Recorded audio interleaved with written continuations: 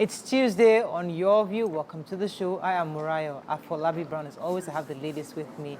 White Gay, Good morning, good morning. Oh, good to see you. This your hairstyle reminds me of a music video, breakdance, all those back in the day, 70s style. You know, I'm a 70s yeah, kid, you could tell a generation from the hairstyle. I mean, I'm a 60s baby. I was a 60s, but a 70s. Yeah. You know, that was when fashion, you became fashion conscious. Yeah. How you doing, White Gay? I have one serious gist. What happened? We were thrown into disarray in my family on Friday. My niece was at school. She was walking from her class and she slipped. You know, it was raining. She slipped and fell and knocked her head. I'm serious. Are you for real? Passed out. Oh my God. Passed out. And, you know, then they were trying to revive her and she was saying, no, let me sleep, no, let me sleep. And, you know, a head injury. Yes. I want to commend her school. I will mention her name, the name of her school today, because I think schools need to take a cue from that. Vivian Fowler, they acted fast. They rushed her straight, emergency, ambulance, everything. Called the father. The father met them at the hospital. The hospital they first took them to did not have CT scan, and they were, you know, trying to keep her up. Away. And her father rode in the ambulance with her. The woman called her, this thing, her Duchess, took her straight to Duchess. They admitted, CT scan, everything. Eventually, they revived her. I mean, by this time, her eyes were like this, you know, crossed, like, Yes. her. Oh my goodness. I was a confused person. So, you know, I was sitting there, I was trying to exercise. I couldn't exercise. And I said, hey, if this girl should die, you are sitting here. I put on scarf, straight to the hospital. They gave her 5-star treatment to Duchess. Duchess, thank you. It's emotional. Thank God, but you know, like this quick response. That quick response. Mrs. Amber, the proprietress, she did, well, she followed, all the teachers followed. They closed the school down. I mean, that is how a school should react in an emergency. Yeah. And I hope so that schools are. Thank God. She's stable now. She's stable. She went back to school yesterday. Oh, so happy. Wow, so good. So I'm happy for your family. And she's the clever one in the family, very brilliant. See, it's only the brilliant person in our family that wants to come and go like that. So It's not forbid. going. God forbid. Thank God. I'm grateful for her. So, I have two friends who were affected by the Mende removal because the minister says it's not demolition. And two of those, my friends, did not get their properties. I mean, one got her property demolished. Fortunately, she bought another one this week and we're all celebrating. The other one, I remembered when he was setting his foundation and he was pushing for all his paperwork. He would say, Lagos State is coming. They want to come and measure. Perimeter, Kinikon. And so they didn't touch his building. In fact, he was commended by the team when they were demolishing. I called him and I felt so good. You know, when somebody is following the rule of law and details. You process. That day I just saw me in there. I was like, hello, why? How far? Can you come? And he was like, no, they even commended, you know, they were so. I said, I remember when I went there and I was like, this place, see the canal, see this, your estate. How we want to do? And he was like, no, they are coming. They've always come. They've done soil tests. They've done all the tests. And I was like, why are you spending so much money? He was exempted from... He wasn't affected because he did all the... he followed due diligence. The due diligence, everything. All that they needed, Lagos State required of him was done. And his property, see canal. See and the Lagos State measurement, everything was done, followed to the... Everything. I was so relieved, so happy. And just relieved and happy that I have even one person who did the due diligence. So when this, they have broken our, they did not give us requirement, they did not give us notice, all of those things come. How detailed were you at the time of building? Imagine, I mean, I was really interested, to see if there was any ethnic sentiments coming up. Nobody mentioned that this time around because all of them were Yoruba people. No, everybody was affected. Majority of those but usually when they demolish, people start whipping up ethnic sentiments. Oh, it's because of this tribe, because of that tribe. Now this one, nobody's saying, everybody's just keeping quiet. I'm even happy that Neighbor highlighted a story of someone who, because the person followed the rule of law, the person wasn't affected, because sometimes it just make it look like our government is not doing anything. Yeah. Even I felt that way, because last week I was in Rwanda, and I had a meeting with the Rwanda Housing Authority and the Rwanda Development Board, and the conversation was around investments in Rwanda and the policies, the documentation. It's very easy, but It's plenty. this is how Tedious. this is how much you can sell a house in Rwanda. This is the people we need to provide houses for. If you are building 500 houses, we'll give you land for free. If you are building 100 houses, we're going to bring road and light to your estates. As in, there's a lot of government policy to encourage housing that is affordable, and you must follow the rule. They said that you don't need to import anything. I said prices can change. They said no, everything you need is produced here in Rwanda. Everything you need to build your house is produced here. So I looked at it and I said, when will Nigeria get to this point? But listening to Nima, it's important that we hear both sides. It's easy to hear one side and I feel like listened to Nigeria is the not news working. today. I listened to the news today. They said that half of the houses in Lekki are built Yeah. on canals, and they don't have COV. Most of those houses, because you see, again, we have the laws, but Yes. people don't follow it. Exactly. Even people within government, Exactly. also they are what's the word I'm looking for? Enablers. They are culpable. They're enablers. Yeah, enablers. So they alongside the citizens. So now that the government has finally woken up, and thankfully some people are there that obey, that they follow process. So the rules are there. So Rwanda, you can go to Rwanda because somebody is obeying the rules. But we have the rules here, just that we As don't well. obey it. We don't. So that's why I said I was really happy many about houses it. We there have are to built wrap. We are on top of the taking canal. longer than usual on this banter. Let us go on a short break. You do have any story for us? After you finish the banter time, let's go on a break. When we come back, we'll go through the front pages of the paper. Stay with us, right back.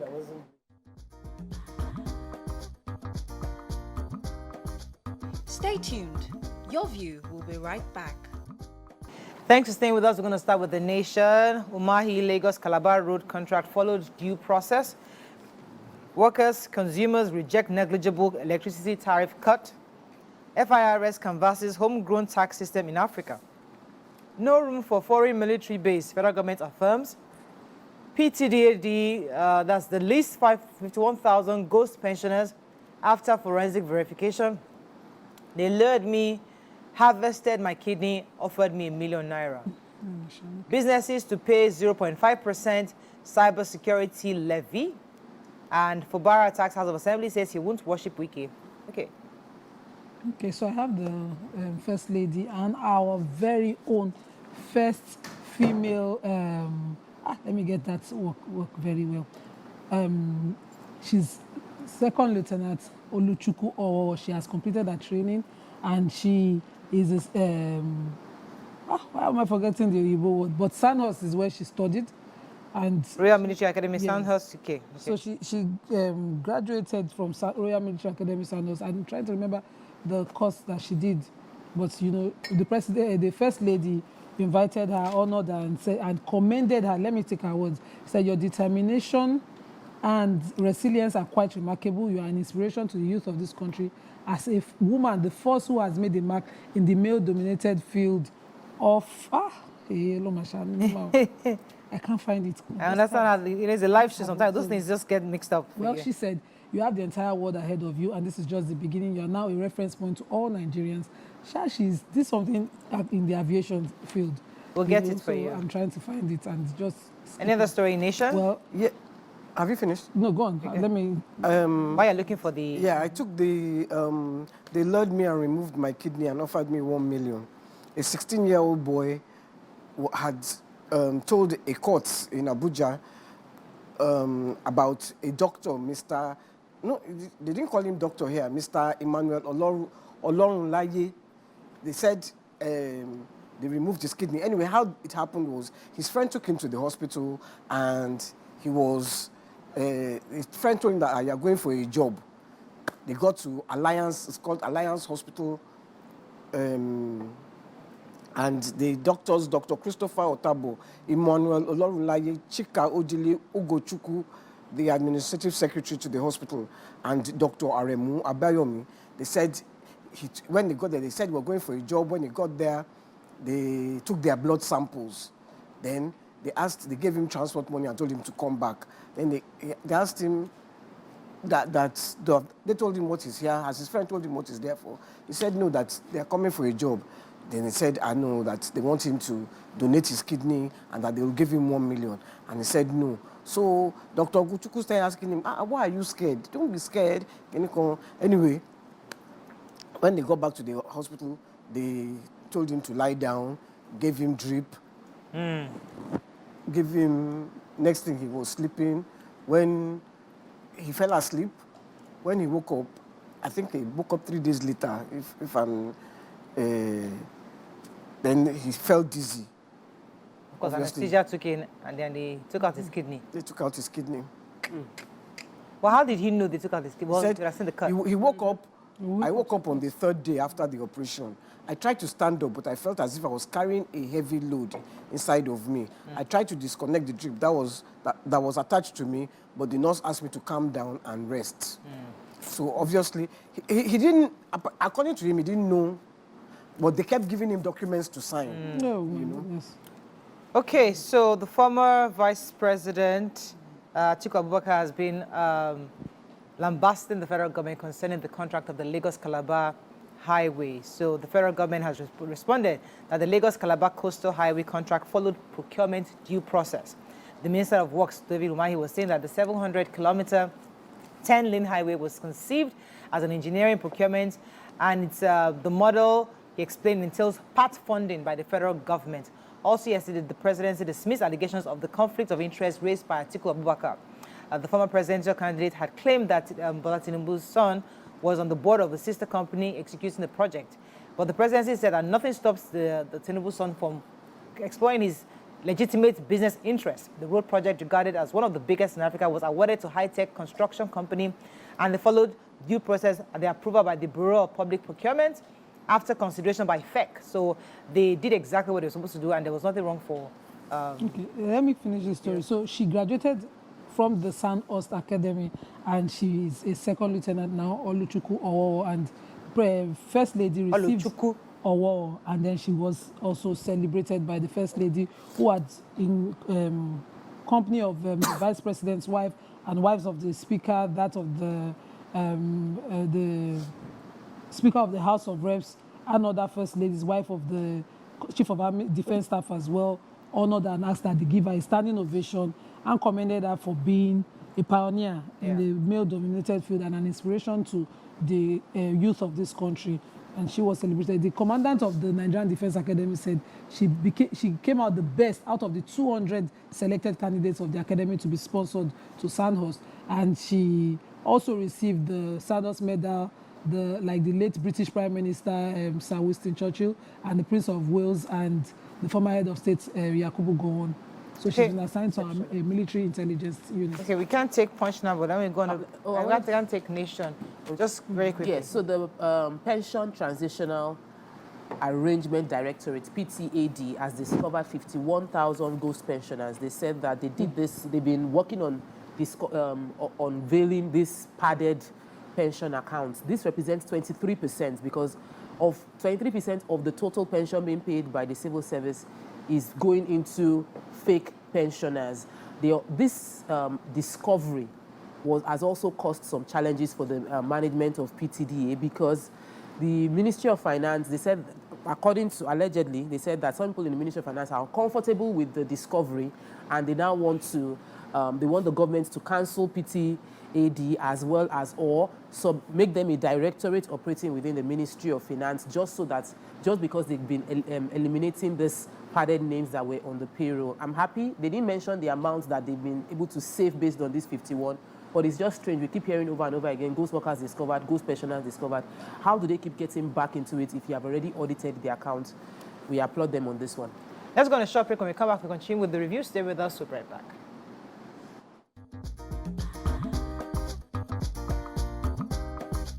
Stay tuned.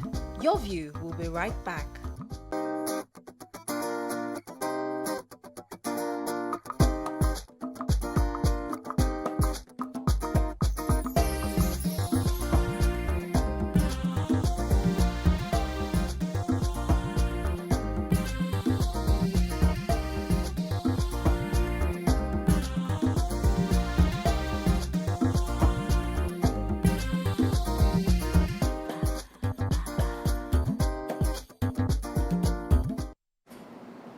Thanks for staying with us. Moving on now to The Punch. FG to ban Naira from crypto trading platforms.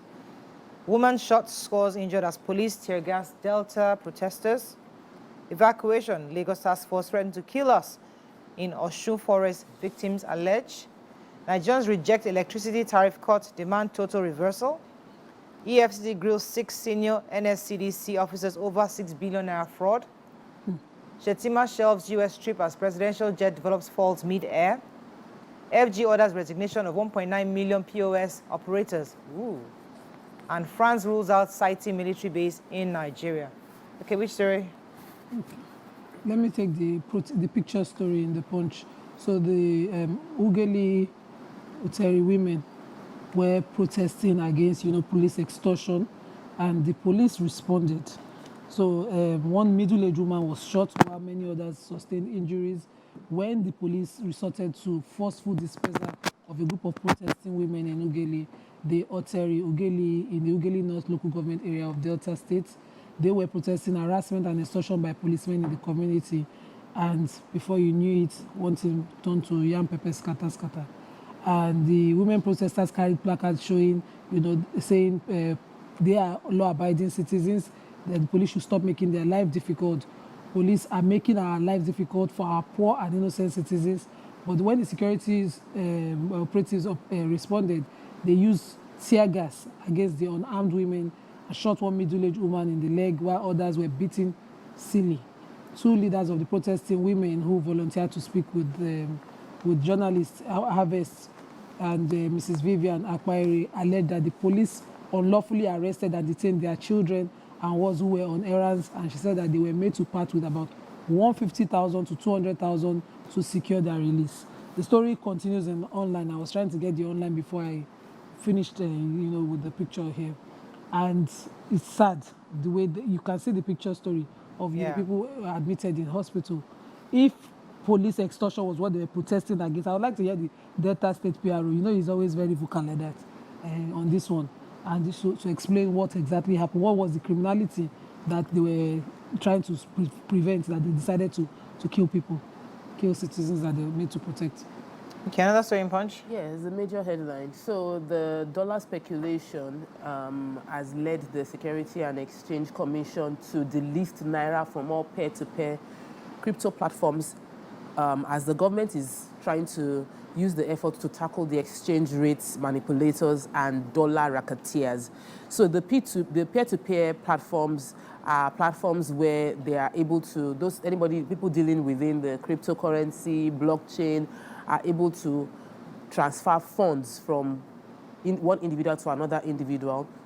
The Security and Exchange Commission Director General, Emomitsimi Agama, said that the government is going to do everything possible to stop these speculators.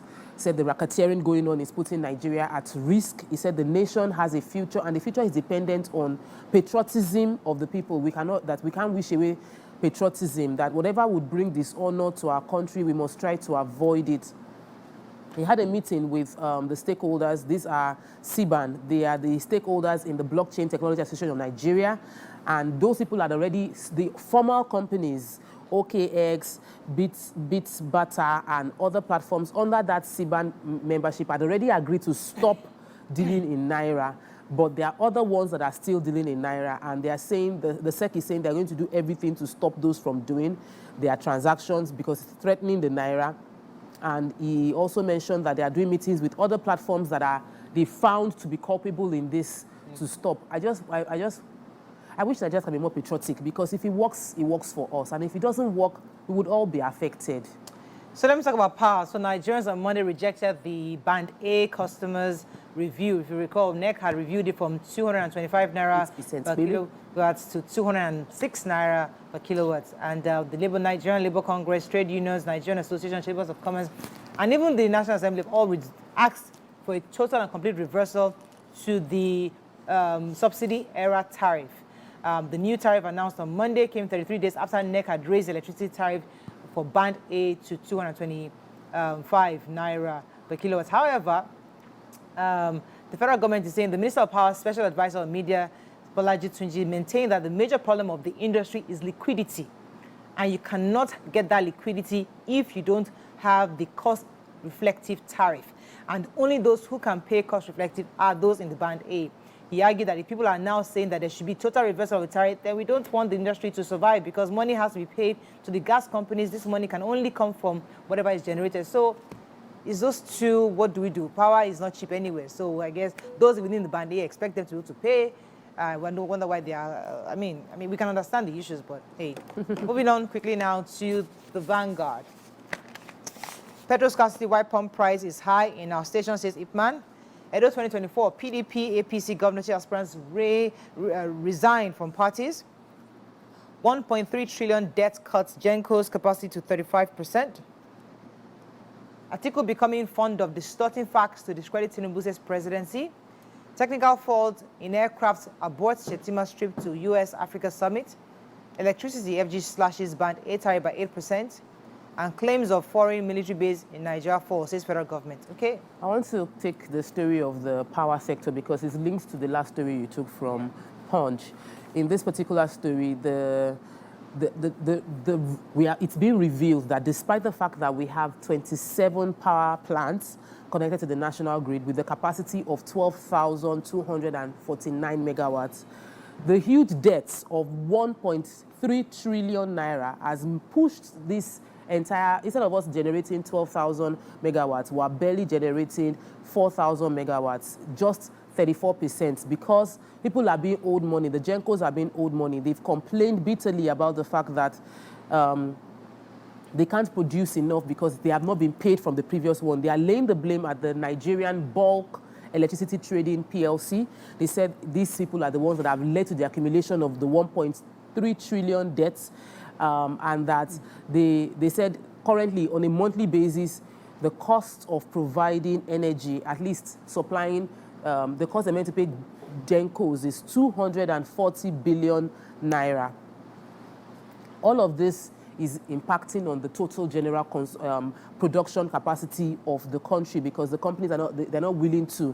It leads a bit of credence to what Morayo said concerning how the electricity, the NEC is saying that we can't have liquidity is required. Liquidity is required because there is a lot of debt on ground right now. They said the capacity payments, that there is an unfair way payment is being done. And I remember that Otumba mentioned it here, that some people are getting more money and so the Gencos are not getting money. Discos are being covered and the Gencos are not generating. So if we want to see more power being supplied across board, then we must be able to pay the debts currently on ground and also pay cost-reflective tariff according to them.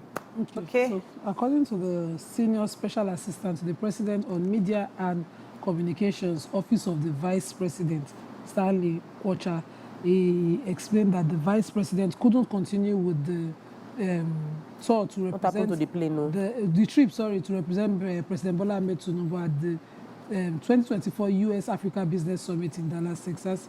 He said that he had to do a detour based on the advice of the Presidential Air Fleet. But I can't wonder, detour, not be say don't go before, can't detour. I will cancel.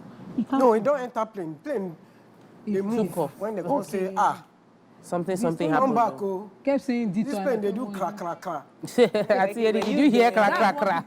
Were you no, detour means you take a different route. Detour me, come back. But he will be represented by, let's get serious. He's back here to do national duty. We know he's back. The Minister of Foreign Affairs, Ambassador... It's not even detour, he turn back. Not detour, exactly. Ambassador Yusuf Maitama Tuga will be representing the president at the event. They said that even our president going to have to take a commercial flight from Saudi Arabia to the Netherlands because the plane... Yes, he is. I mentioned that then. Yeah, they should. And that means he not detour. So that means that they need to service... No, it's because they don't have dollar. Dollar is expensive. They can't afford it. So they would continue to manage commercial flights. Abuja, the federal government yesterday dismissed insinuations that Nigeria is holding discussions with some foreign countries, as US and France, to cite foreign military bases in the country. This is even as some diplomats and various parties cautioned the federal government against allowing such military bases in the country. But the Minister of Information and National Orientation, Mohammed Idris, urged Nigerians to disregard the falsehood. He said that the federal government had neither received nor considered any such proposal from the establishment of foreign military bases in country, because there were speculations then that They're trying to establish the French and U.S. military bases in Nigeria. I don't touch. So another story in Vanguard. Okay, moving on quickly to Nobody Has Leadership. Tribune. Any story in Tribune today? Yep. Juma, no, You take what Vanguard did you already. preach? Yes, we did. Okay, Tribune. No plans for foreign Yeah. base. I think I took that already. I took no one other story. story. I took one story in Tribune that gunmen kill one and abduct 7 on the Shagamu. Gunmen, yes. Jebu. Please go Yeah. ahead, YK. Tell Yeah, us what happened. they were traveling, and what do you call them? The kidnappers blocked the road, shot into the air sporadically, killed one driver of a Lexus Jeep. The police said that he had a bullet to his head. When they got into his car, they found 113,000 iPhone 11. iPhone, What's you it know. called? They didn't take his property. They just killed him and left him there. But one of the, I'm not sure if it was a driver or it was a passenger. He said he spoke Hausa to them. So they asked him if it was Hausa because they were Hausas. They asked him if it was Hausa. He said no, but he grew up in Kebbi and in Sokoto states. So they now asked him if he had any money. He gave them 103,000 naira and his phone.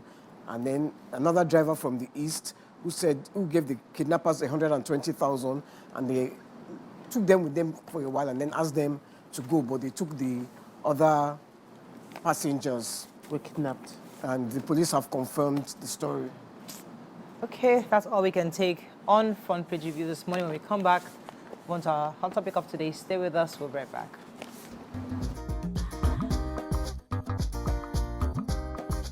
Stay tuned. Your View will be right back.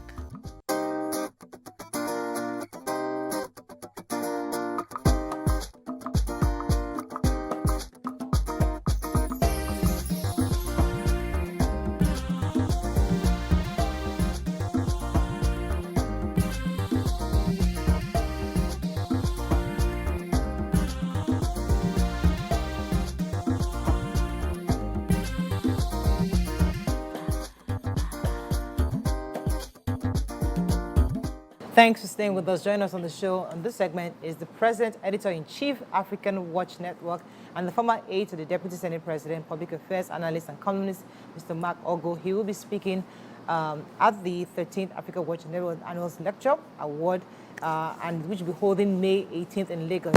Welcome to the show, sir. Good to have you on the show. Tell us about this African Watch Awards coming up. I'm very happy to be here first. I was just listening to your analysis this morning. I think it's my sister that's talked about patriotism. Yeah. So I was happy to, that word is so very heavy because to build a nation, you have to be patriotic first. So when I heard her talk about patriotism, I was very glad. African Watch Network 13th Annual Lecture, we all on the 18th of May, and sometimes we say it's an annual ritual where we talk about nation building. We talk about how can we contribute to building Nigeria, because we can't keep complaining that things are hard. Nations are built by ideas, and ideas comes from people. So such gathering is where people come together to share ideas and see how we can move Nigeria forward. Even if we know we have a lot of challenges in the country, but challenges can only be solved when people come together in one accord. And so that lecture, the title of that lecture is Nigerian Politics of Today, the Quest for National Rebirth, Reclaiming the Identity of a Nation. A lot of us, or a lot of citizens, do not understand the importance of painting a country good. Most of us continue to paint Nigeria bad in the global image, which I think is not proper. So our event is more of projecting the image of a country. And that's why you saw that in National Rebirth. And you have to also reclaim the identity of a nation. Because the way we are now, especially after the 2023 general election, where they say Nigeria became one of the most divisive nations because of the roles that plays out during the elections.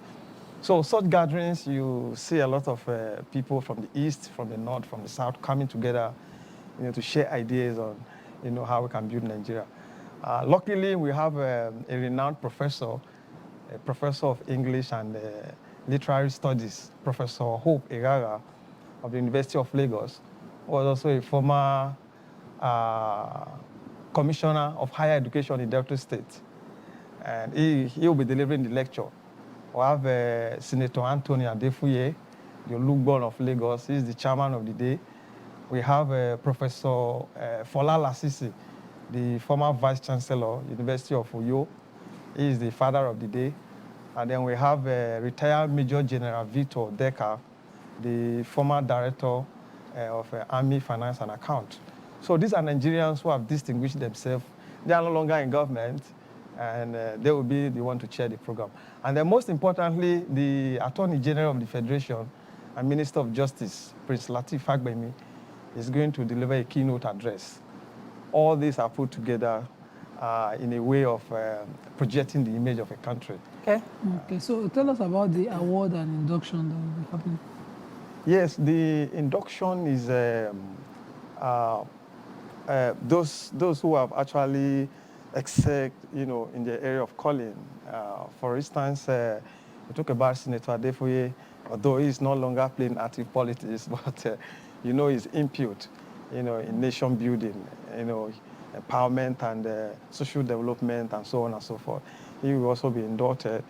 We have the names I just mentioned earlier, Professor Lasisi, the Attorney General is also going to be inducted, Professor Hope Irara, the retired general is also going to be inducted, and the rector of Yaba Tech, the vice chancellor of University of Delta Agbo, Professor Chimeke, and a host of others will be inducted into the African Legendary Hall of Fame. We decided to add a legendary because there's some kind of distinction about these people. It's not just Hall of Fame, we have Hall of Fame all over the world. But this is just a distinction to make it, we are different from other people. Okay.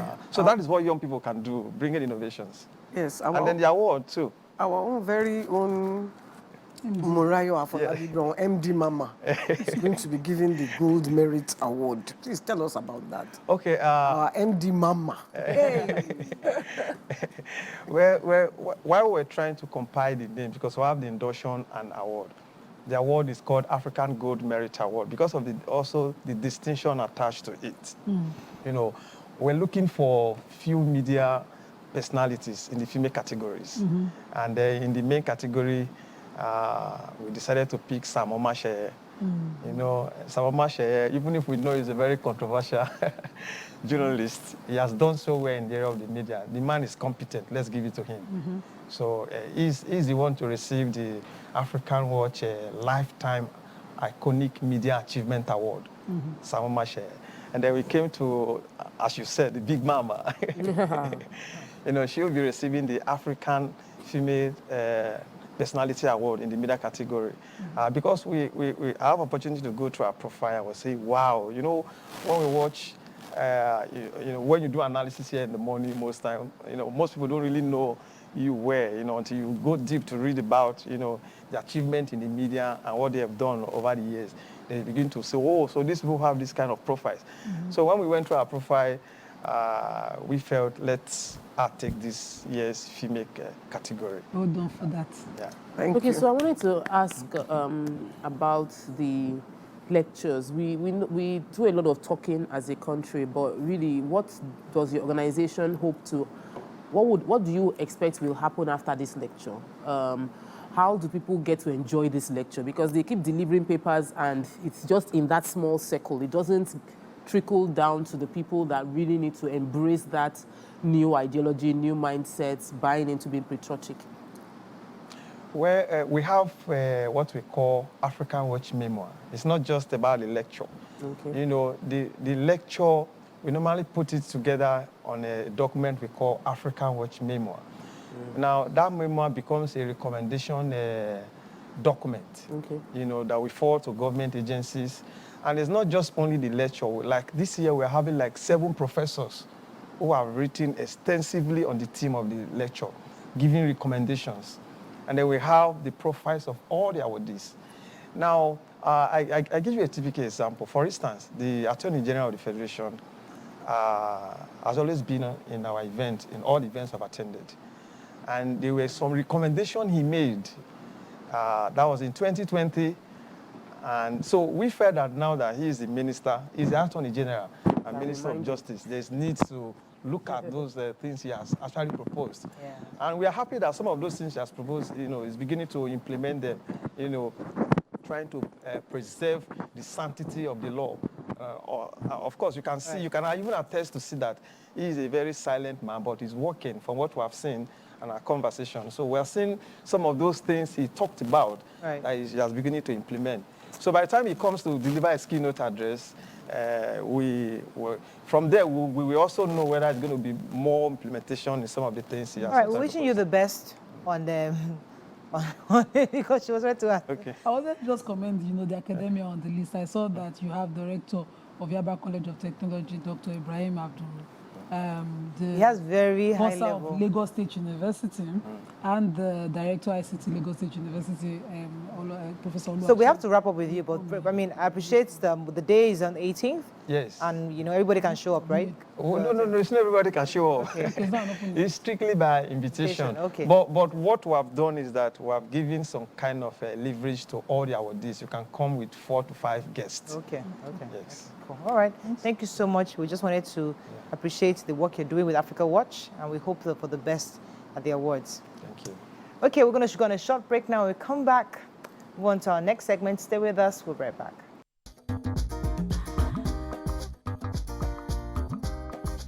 Stay tuned. Your View will be right back.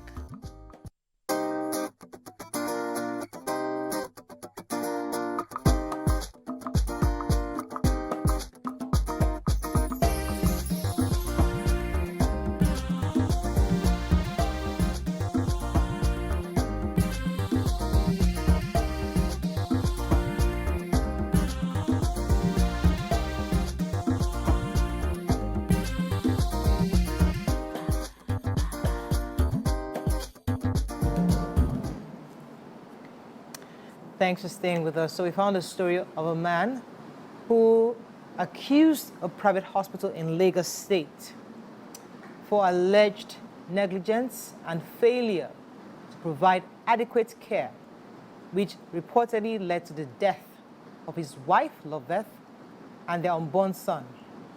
Joining us to shed more light on the experience of what happened is the husband of the deceased himself, Prince Tega Ovwiomodiowho. You're welcome, sir, to the show. Thank you, man. This is a very difficult conversation to have because Yeah. we've had quite a few of this in the past. You've lost your wife. My deepest condolences to you, Thank you so your much. entire family. You lost a wife and your unborn son and your son. I know you're a nurse, and part of the story we heard was that you're also there when it happened. So we'll give you the floor to tell us from start to finish what exactly happened at this hospital. First of all, I'm Prince Ovwiomodiowho. I'm a registered nurse and anesthetist with over 10 years experience in the nursing field. Okay. So I'm the husband to late Mrs. Loveth and also the father to Master Jason. So my wife got pregnant sometime last year, June. So we went to this hospital, which they promised us of premium care. My wife was their book patient. So throughout the nine months period of the pregnancy, she was going every Wednesday to see the doctor. Her last antenatal day was on the 6th of Wednesday, 2024. So everything started at 3 a.m. on Thursday.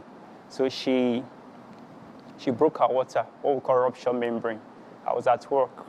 So she called me that, she saw water. We were so excited. We were so happy. In fact, I even wrote down in my diary that, so my son will be giving birth today, which is on the 7th. So when I closed from work, I took her to the hospital. A neighbor drove me down to the hospital. So when we got to the hospital, we told the receptionist the reason why we came, that we came for delivery. So it's not the hospital you work, it's a different hospital. A different hospital, Okay, all right. but my wife's preference. Okay. So they called one of the female doctor to attend to me. So the consultant wasn't around that morning, so they called her that we are around. So he gave some instructions that they should set an IV line, they should admit my wife, we should do a special scan called a biophysical profile. We did the scan. The scan was normal. Okay. The child's head was just at yes, where it was cephalic, what they call cephalic. So in fact, the score was 8/8 to tell you how perfect the scan was. So after waiting, when we got at around 11:30, I called the doctor. Oh, my wife is in the hospital. She's not contracting. She ruptured membrane at 3 a.m. waiting to see its plan. So he told me via WhatsApp that, oh, I'm going to induce her, and I'm going to start 12 midnight. When I heard 12 midnight, I was concerned. Why midnight? So we presented at 3 a.m. We should wait till 12 The other day. the other day. So a waiting period of over 12 hours. So I was I was concerned. So I told him that, oh, I had to even explain our first baby. That, oh, our first baby was born 2020. We went to she ruptured membrane at 9 a.m. We went to the hospital at 1 p.m. At 4 p.m. they induced her. At 11 p.m. she gave birth. See how timely it was done. He repeated that he's going to induce. So I called a friend who said, oh, okay, they can induce in the night, but the practice is to do a physical one, not with a medication, because of concerns with monitoring. But even at that point, he hasn't told me the method of induction, what he planned to. So I told my wife, okay, basically, let's just wait, conserve your energy. Yeah. So that same Thursday at 9 p.m., I advised her, okay, why not get some rest while waiting for the induction? So all of a sudden at 11, but before now, the doctor on WhatsApp gave me 100% assurance that she will deliver safely by God's grace, that I should relax, because he saw how apprehensive I was, that I should relax, so when I also told him the history of how my first daughter, my baby was born, he said they will induce, that she will be fine. What time did the doctor show up? So, in fact, he showed up after 12 hours, you can imagine. He didn't come at midnight? He came at midnight. Okay. He spent just 10 minutes with us. Okay. He came on a scrub attire with another doctor. In fact, because we've locked the door, we've actually slept. They knocked the door was locked. So when they came in, they were saying, why did we lock the door? So I apologized. So he faced me, I was like, oh, madam, how are you? Because he's the jovial type. How are you? How are you doing? Don't worry, you will deliver. Or should I just take you in for surgery? So we were blank. Okay. The conversation before now was, you are going to induce. Okay, what was the reason for the surgery? You said there was no clear indication for surgery. So we were said what? There was no clear indication. Okay. The baby was 3.8 on the scan. Okay. And he considered big baby to be above 4. Okay. So that's how we couldn't, if him was not sure of his plan to do surgery. So we couldn't buy into it because he was not so sure. So they started their induction. So when one of the doctors came in to start induction, that was around 10 after midnight. 10 past midnight. Yeah. So when they started, the doctor said I should excuse him. So I excused. So when I came back, my wife said he inserted some tablet, which they claim is 25 microgram. Okay. 2 hours down to induction, she saw some trace of blood. When she went to pee. She told me immediately I was scared.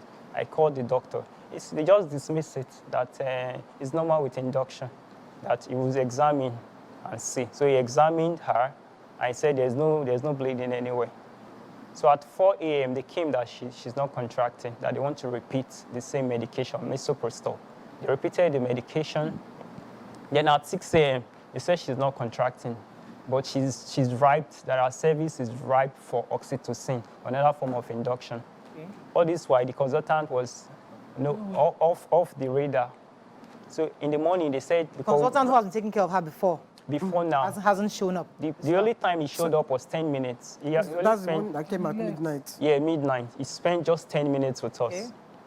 So at 6 a.m., the team decided on his behalf that they are going to start another fresh kind of induction, this time with an intravenous medication. Okay.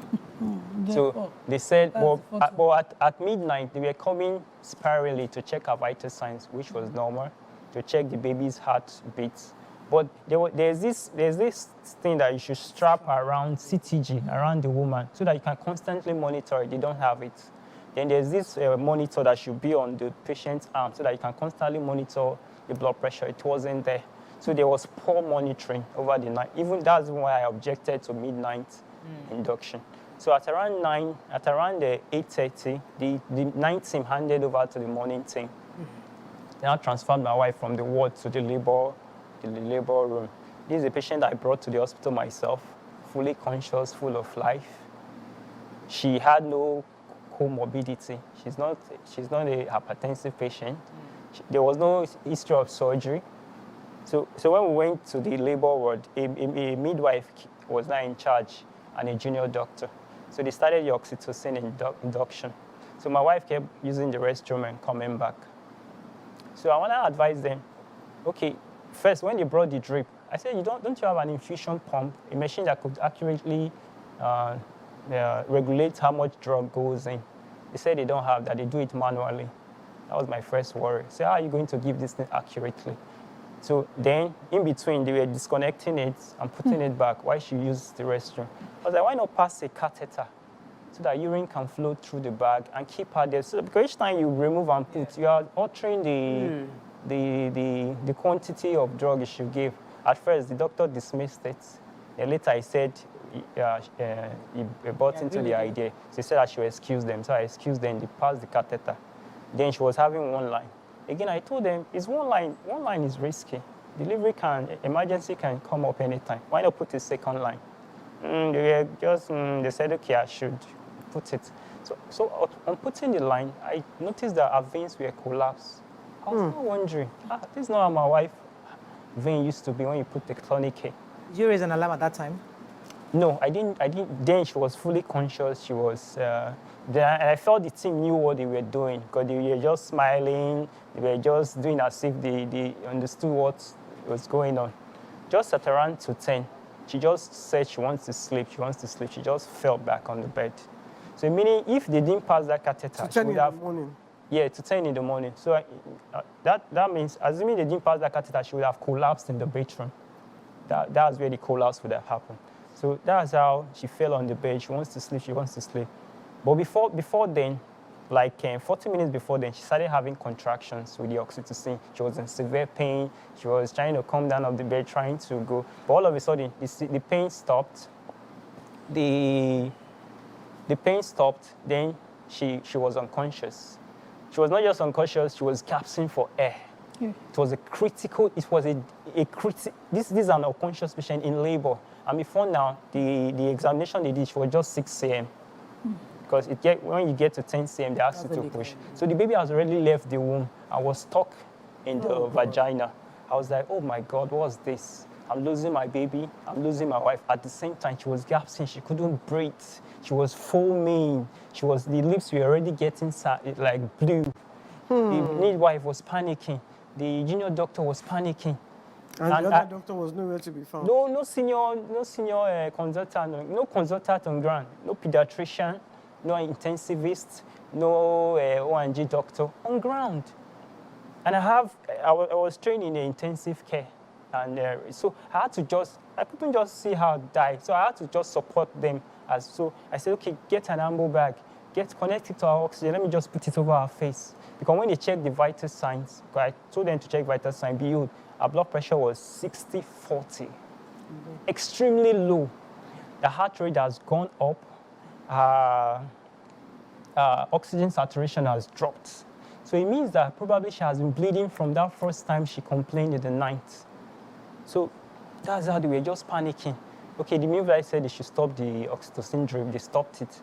So they made an attempt to take her to the delivery suite to see if they can. So didn't anybody call the consultant doing all this back and forth? Did anybody call the consultant? Yes, they started calling the consultant. Guess what? The consultant was in another branch, running an outpatient clinic. You could imagine. So he was choosing between who he will attend to. So that was how 50 minutes gone, 1 hour gone, up to 2 hours. We were in panic. In panic. We're just trying to say, oh, so how do we do it? We're just confused. No intensivist to, not that she needed urgent, just she needed urgent. She needed somebody to be resuscitating. Because she was not breathing well. She was just gasping. She was dying. Okay, the consultant finally came by God's grace. By what time? That was around 12. Midnight. Before 12 in the afternoon. Yeah, she collapsed at 10 a.m. So he came at 12 p.m. So when he came alone. So who would do anesthesia? You've had a distress call that a patient in labor was dying. You came alone. He had to beg me to help to anesthetize my wife. There was nobody. So at 12, so should we still wait for the anesthetist to come for a patient that was actively bleeding? So I had no choice than to, so what should I do? Yeah, I had to start up the anesthesia for him to go in. When he opened, the theater was not ready. Nothing was ready. They were just panicking. It's still the midwife that didn't know what she was doing. That was the scrub A private nurse. hospital. Yes, a private hospital. It's still the midwife. There were no perioperative nurses. There were no A&E nurses. It's still this junior doctor that was assisting the consultant when he came. I thought he would have come with a colleague of his. Seeing how serious the issue was, there was no blood pressure. We were struggling. We were just... So when he started the surgery, that was probably about after 12. If you see the blood that came out, see how you know that there's no oxygen in this woman's body. Before he even came, she has already suffered brain injury. The eyes were already deviated. She was already having something, as if she was having seizures. Then the baby was already dead. So he had to bring the baby from the birth canal.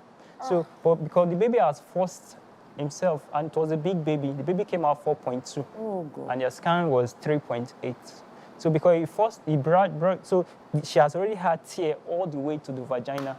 So apart from that, he was struggling to repair the bleeding vessels. Because even before now, I've told them this ruptured uterus, because the way she presented, the womb has busted because of excessive use of the medications that they were not obviously controlling let me well. pause you for a second, because I know, again, this is a very difficult conversation to have, because we're all mothers here, and especially Nima.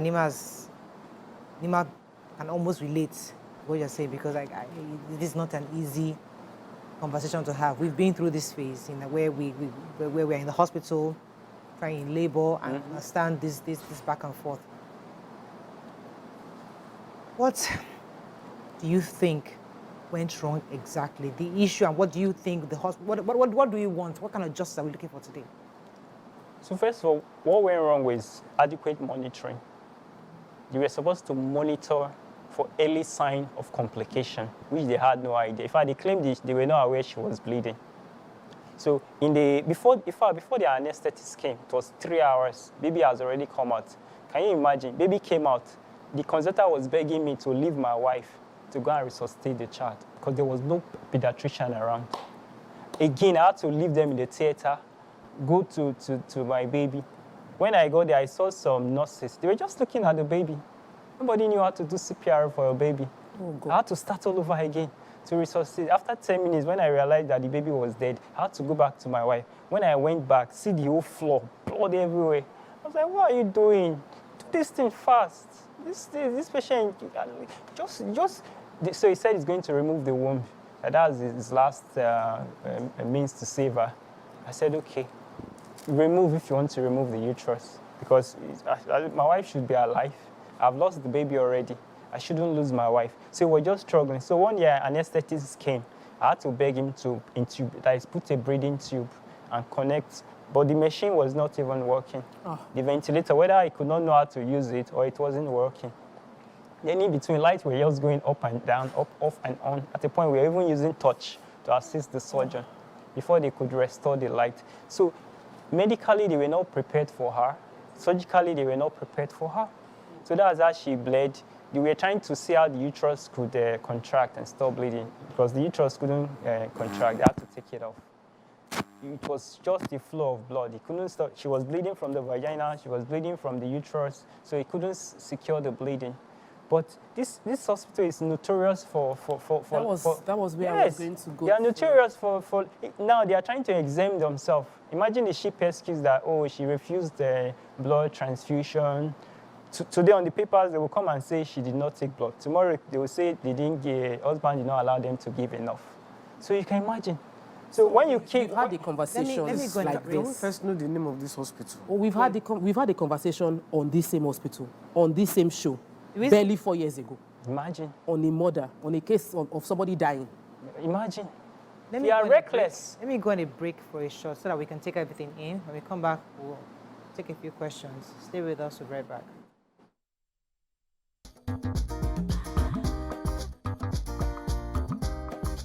Stay tuned. Your view will be right back.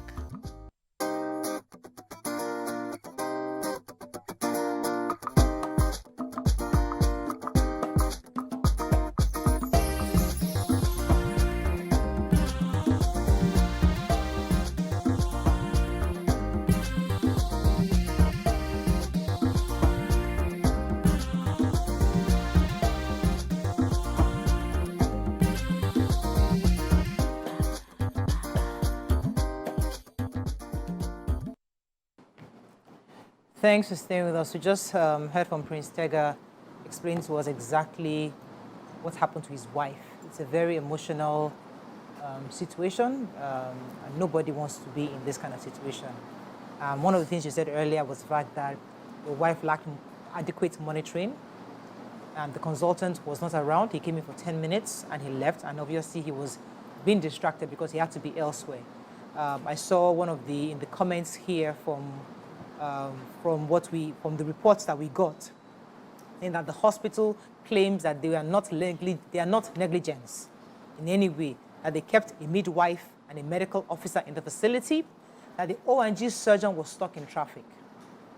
The incident was therefore reported to the HEFEMA, awaiting a response. So from if you were not a medical personnel, we probably would not know this much information, because the challenge is you, being a medical personnel, understood what was expected to have been done at every point in time. That wasn't done. So you mentioned the lack of, she wasn't intubated in time. Exactly. There wasn't an anesthetist. Anesthetist or an intensivist. An intensivist at the time. No pediatrician. No pediatrician to help, and somebody, a pregnant woman in labor, and they already knew there was complication because it was a delayed labor that was being induced. There should have been a pediatrician on ground. And I know that many times when we talk about these things on the show, or it goes viral on social media, people feel bad and there's and then we expect people should just move on. But if we move on, another person will be another person will become a victim. What would you like to be done in this case? Morayo asked that question because she asked you what was wrong. I'm asking, how would justice be served for you? Oh, so for me, justice will mean, because my biggest fear is someone else's daughter or someone else's wife, because the pain I felt, the agony. Imagine she died leaving a 4-year-old child. She's motherless. And my son was denied the right to live. She was sent to the grave. How old? She was just barely in her 30s, in her prime of life. So I want justice. Justice will mean that the hospital should be shut down. First. The hospital should be shut down. That's not a place that people should go and take delivery. How can you are organizing a labor, obstetric care? The only person authorized for surgery is on another branch. Is that not a disaster in Loom? That's already, you're already asking for trouble. So I want justice. Justice in this case. And the hospital feel I'm a nobody. They feel they can just buy anything or buy anybody. So I'm constantly being intimidated.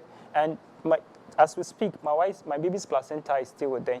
My wife's uterus is still with them. At the police station, they said they handed over to me. How? Where is the document? You gave me death certificate for my wife's corpse. You gave me death certificate for my baby. But the uterus and the placenta, you didn't give that to me. Why would I come and be lying? I won't do that now. So those things are still with them. Why are they holding on to it? Is it that they don't want the autopsy to be inconclusive? Because without the uterus, obviously the pathologist will struggle. When did this happen? On the 8th of March. 8th of March. Yes, Wow. 2024. It's a month, So far. almost Yeah. 2 months. Yeah. See, this is a very difficult situation because we're going to try to see if we can get the hospital to also come in, because always in media you have to get all parties. I know that our producer have tried to reach out to them to see if we can get their comments, and I know that we're working to hear their own side of the story, because in every situation like this we have to hear all sides. Well, it's important to hear yours first to know exactly what happened. As a nurse, do you personally have any regret? What do you think you could have done better? Maybe the moment the consultant said, I can't see you till midnight, you could have taken her to a different hospital, or maybe changed somewhere, say, you know what, this is already a red flag, I'm going elsewhere. Or you did, at that time, you didn't think there was any need for alarm? I think my greatest regret is staying. When he mentioned he wants to induce in the night, I would have just left. So I thought, no, he gave me assurance. Yeah. All the that records are yes, there. yes, he gave me assurance. Hospitals they don't like taking pregnant women, because I had that issue. If you go to another hospital at the point of delivery, Yes. they will not. You will say, come in as on book. Yes. you And it don't will be a have difficult record for them. So this was the same hospital that told us she was pregnant. Yeah. That where she did all her antenatals there. So you trusted that? Yeah, we they have trusted, all- and they assured us that the delivery would be safe. So what happened? Was your first child born there? No. My first child was born in another hospital. And they skillfully did it. She was induced. So how come she's dying this way? Even my pain is, why did they neglect her for? Why was there no a surgeon? Prince, have you spoken to the consultant since this thing happened? What did he say? Okay, when I spoke to him, he said the plan was to rush down. I was like, why will you plan to rush down? That everything happened so fast. That his doctors kept telling him that, that she was not contracted. So is that not enough to come and see this patient yourself and assess the situation? Okay, the first misoprostol failed. The second one failed. Those are indications for surgery. Failed induction is an indication for surgery. Why go ahead with the second induction? That's what busted the uterus. She was bleeding massively. They didn't know. They had to wait for her to be unconscious. So what's the difference between the team and people selling pepper in the market? If they have to wait for a woman to be unconscious before they knew that something was wrong. I have questions that you cannot answer. I have questions for like the Commissioner for Health, the board that certifies hospitals. That can a place, how many personnel should be on ground for a hospital to be running? Exactly. Who are the technical people to be on ground for delivery to take place? That Question. question is so important, because you will have a hospital, you will call it a hospital, you have 2 nurses and 1 Junior doctor. junior doctor. Without And you will say experience. it's a hospital. That is not a hospital, that is a clinic, and it's a clinic that cannot. Handle Yes, emergency. handle emergency. So, But this hospital we're talking about is a big hospital. Yes. So they but should. they didn't have. So that's what I'm saying. If the Commissioner for Health or whoever is managing the hospital, Regulating. the regulatory board can say. FEMA.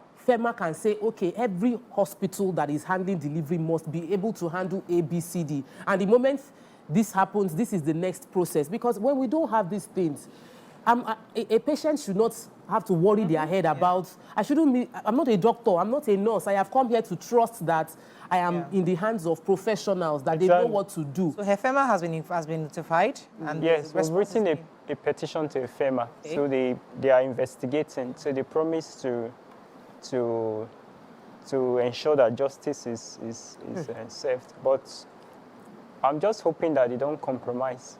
Yes. I'm just hoping. We also wrote to the Commissioner of Health and the Permanent Secretary, also hoping that they would. But I need help. Me against them, I'm scared that justice might be swept into the carpets. Okay. So that's one of the reasons why we're giving you our platform to share your own story.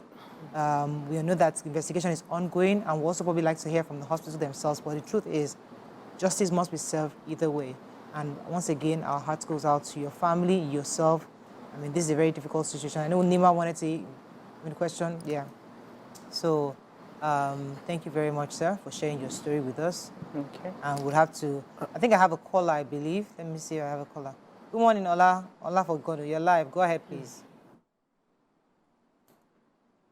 Can I talk? Can I speak? You're live.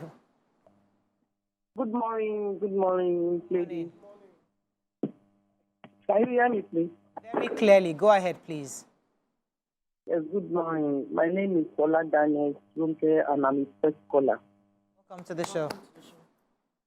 Thank you very much. I'd like to contribute to what is happening. I'm a mother, and I've gone through this kind of situation. Honestly, in Nigeria, we need to have respect for life.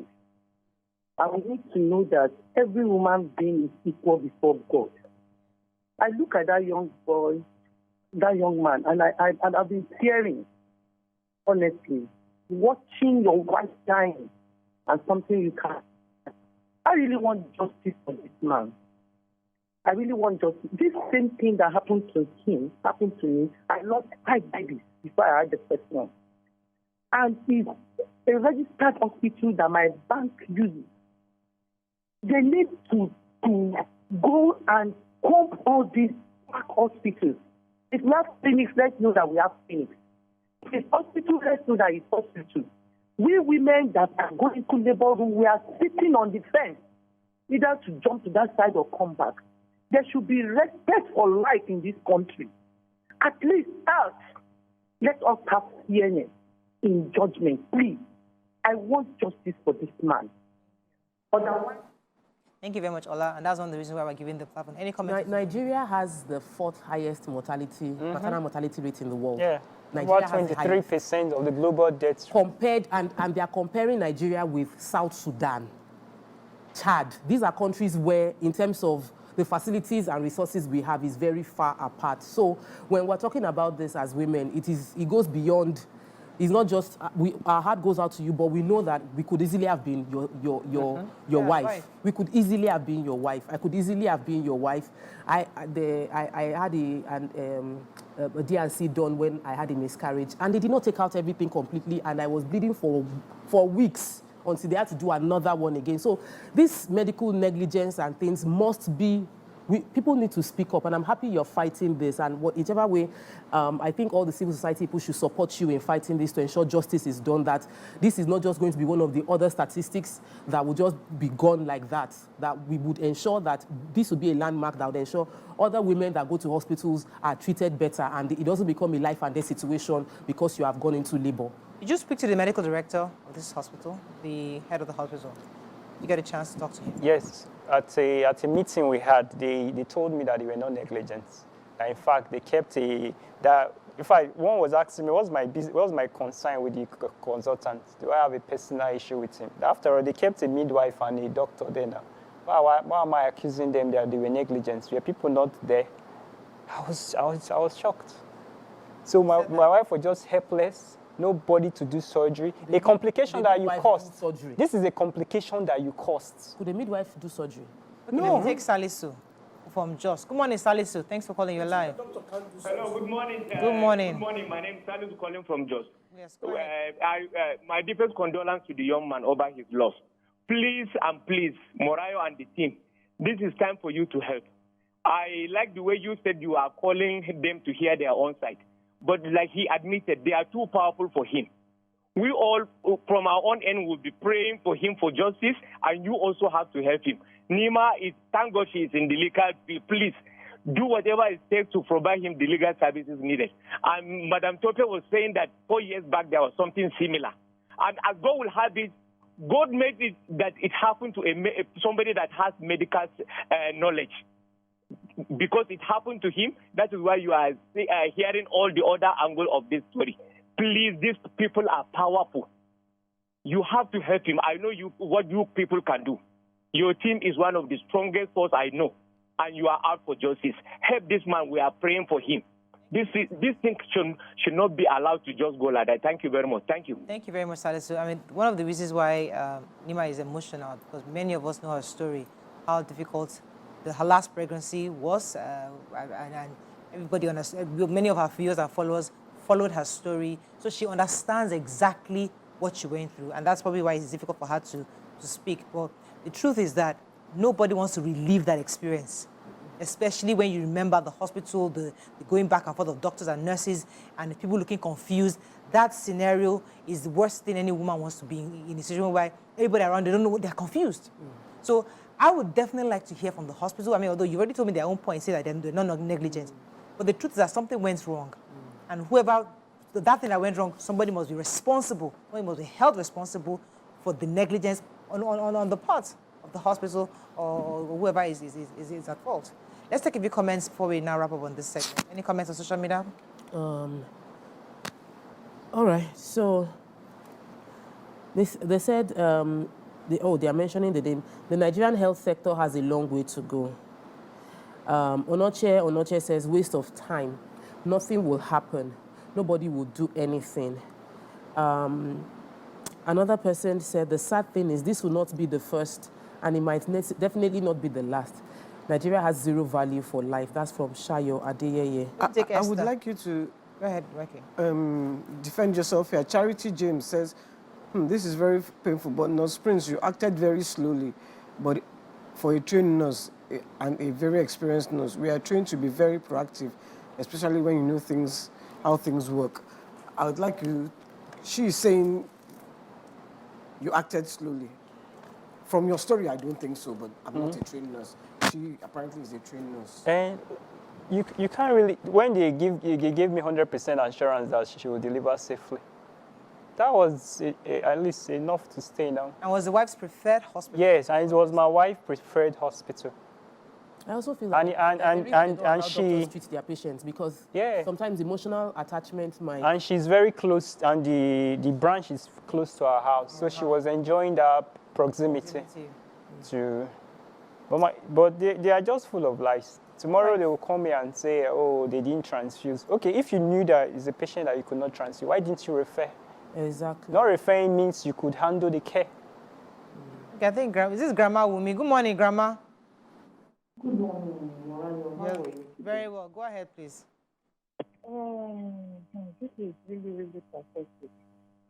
And I commiserate with this young man. So even, and I have to commend him for coming to tell Nigerians what really happened.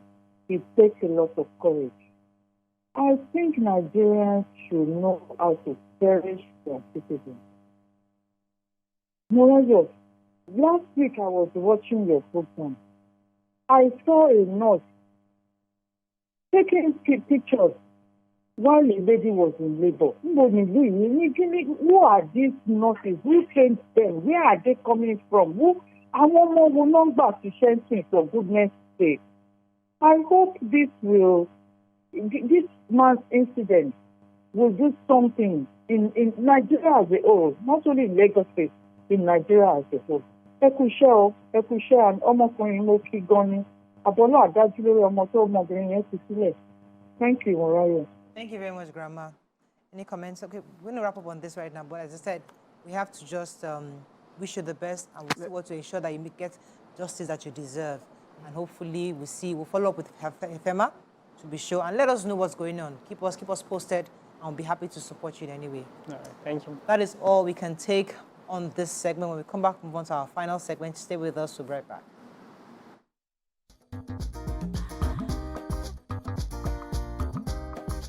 Stay tuned. Your View will be right back.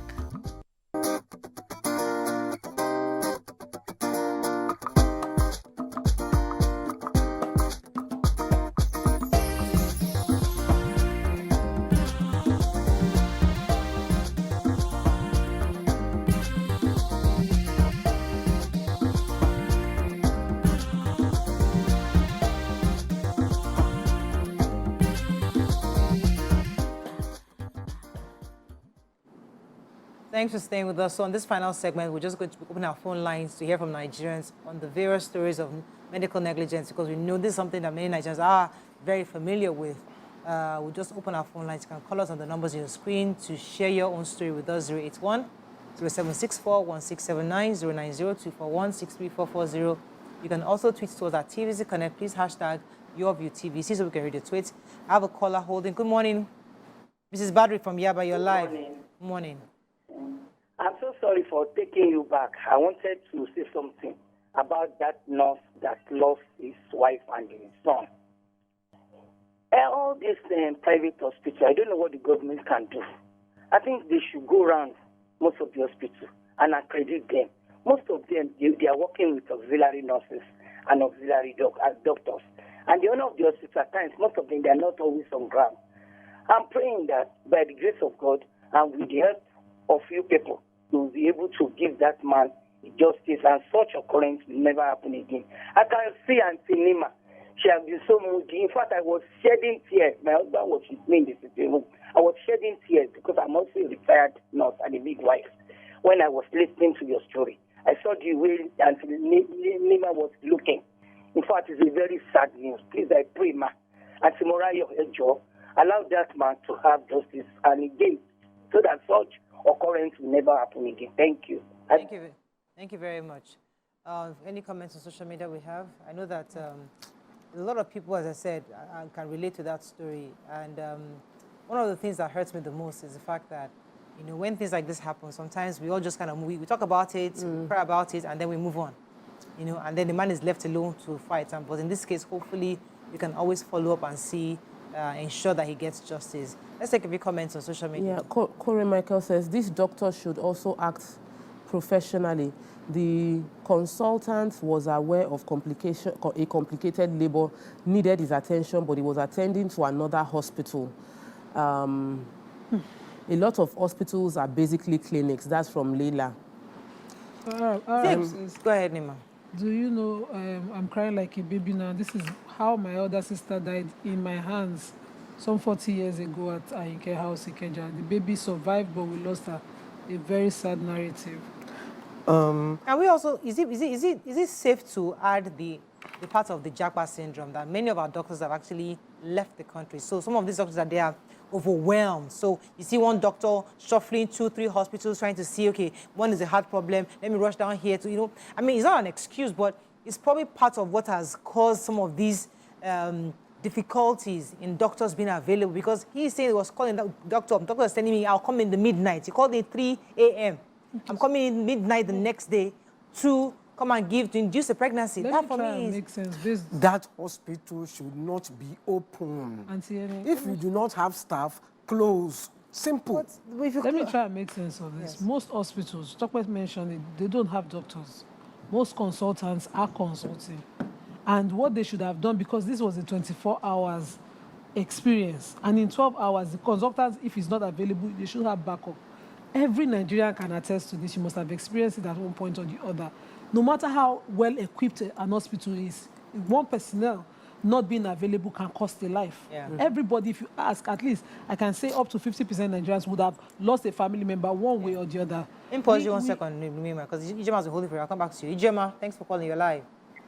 Yeah, good morning. Good morning, Morayo and the ladies of the hill. Good morning. Good morning. Please, hello. We can hear you. Go ahead. Okay.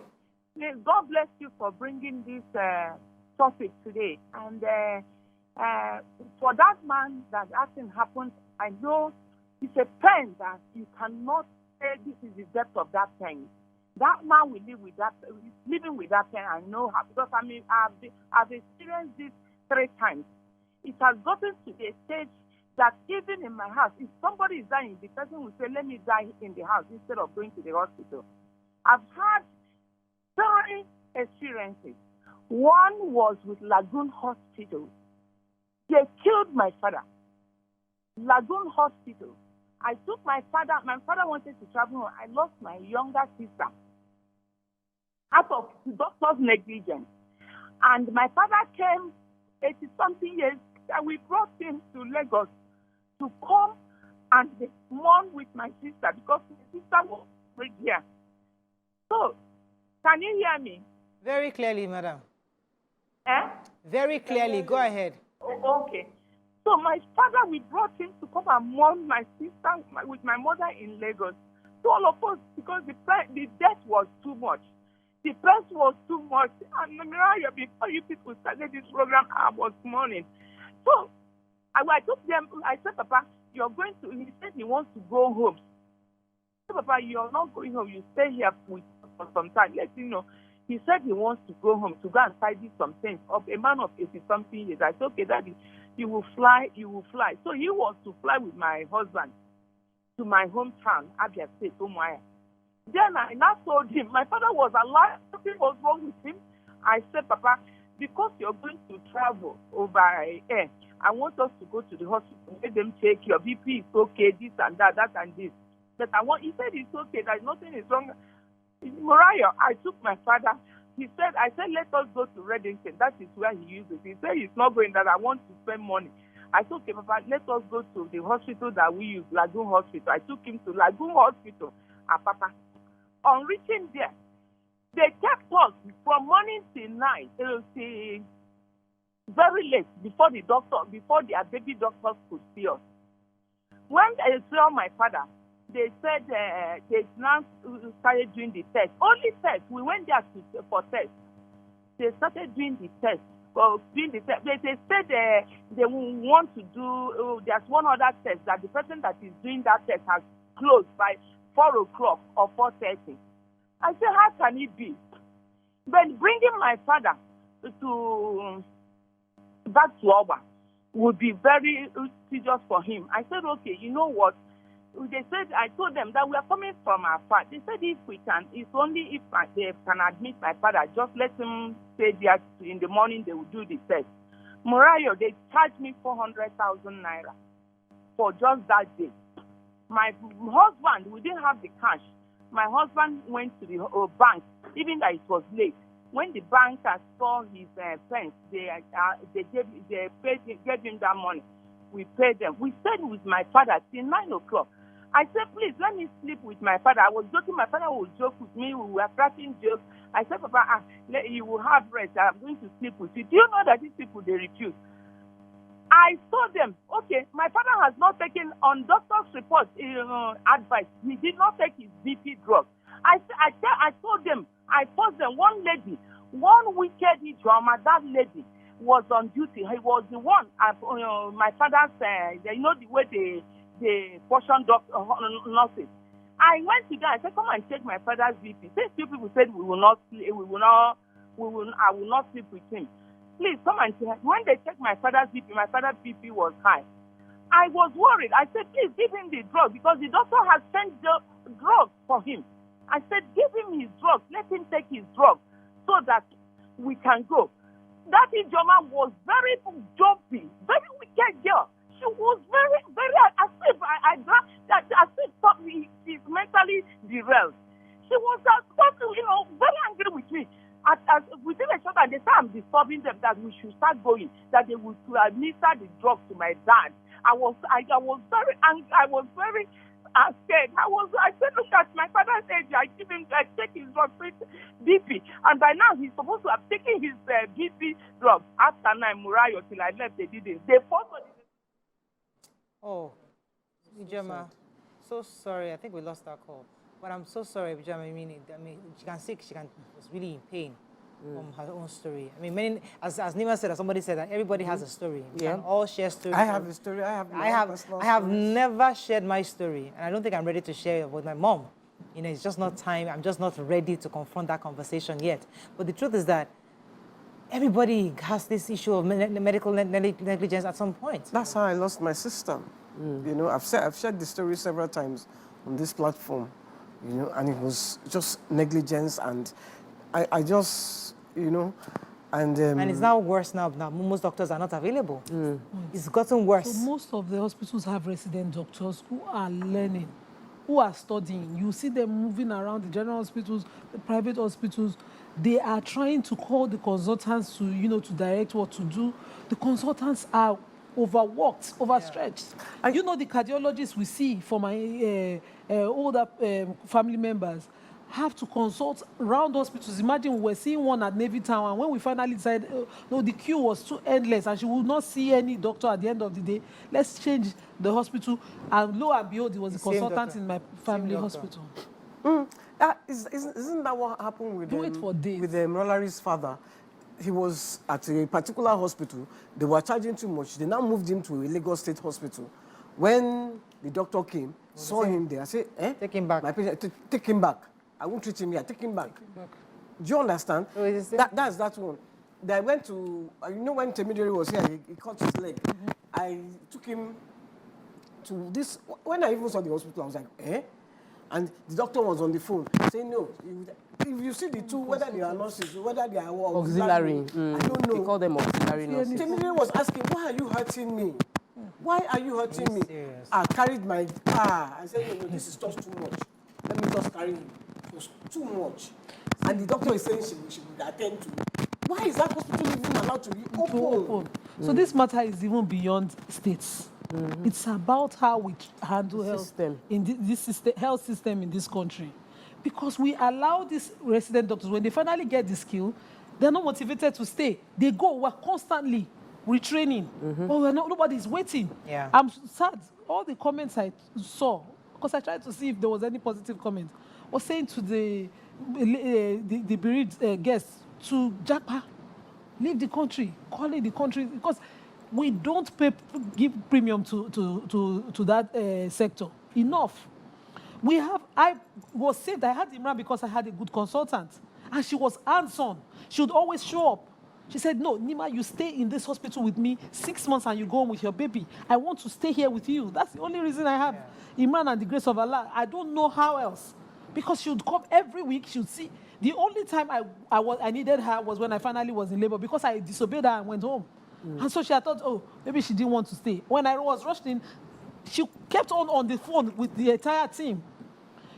And we have passionate doctors like that. But the health system here has to be motivating enough for the doctors to stay. Most of the hospitals, we had to move my father-in-law from a private hospital to the FMC in Yaba. We had called consultants for hours on end. We kept calling the cardiologist hours on end. How do you have a patient in coma and don't show up? We kept calling. My husband went, we were fighting at the hospital. Calling. If I tell him to the patient, he said, since morning, okay, I'll pay you more. Even with the offer, he couldn't live where he was. We wait. At the end of the day, we called the ambulance and we moved my father-in-law to a government hospital. Yet, a lot of Nigerians, if you allow them, will share this story and they will have it. You should not have a woman in labor attended to by just 2 nurses. Anything can go wrong. Yes. In the government hospital where I had Imran, there were 9 doctors in total, 3 pediatricians, because I was a consultant case. 3 pediatricians. It wasn't even a consultant case. This was in England, where she had her first son. There were like 5 people, 3 doctors, 2 nurses. I mean, were they 6?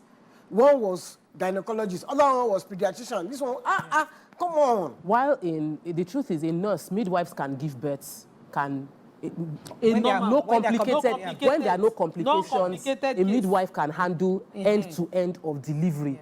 However, because we know with life there can be complications, that's why you have a doctor on ground. So when the hospital was saying that there was a midwife and a junior doctor for someone who was already having complications, there was definitely negligence on the part of the hospital. And that's why I'm waiting for FEMA as well as the Ministry of Health to speak up on what is expected. To see what FEMA expects when, are they allowed? Because she was induced 4 different times. They had put in those 2 tablets to induce labor twice. They went on and did the drip. And then they still went on, with another procedure at the end of the day. So how many times on one patient, which one, when does it count as overdose? At what point do you do surgery? Yes. Somebody should be monitoring all vitals. All of the vitals. Yet, sometimes we end up with cervical incompetence and all of that. I had a machine latched on me and my baby, checking my baby's fetal heartbeat so that I can have my first child. Some of us, our birth canal is not equal. It's not the same. And so to take it as a default case every time you treat patients. The baby, didn't you hear the man, Nima? The man said the baby had even come out, the head had shown. The baby suffocated now. And then they see what's the baby. Yes, baby suffocated within the birth canal. And she had a complicated case. What was her previous delivery like? That's why you need medical history. Unfortunately, that's all we can take. It's a really painful situation, and hopefully this man gets justice. As we said, FMI is already on the case and investigated. We'll follow up with them to see what's happening, and also with the hospital to hopefully get their own side of this story. But once again, our hearts go out to Prince Tega and his entire family, with the soul of his wife and son rest in peace. That's all we can take on today's show. Have a great day. We'll see you tomorrow. Bye for now.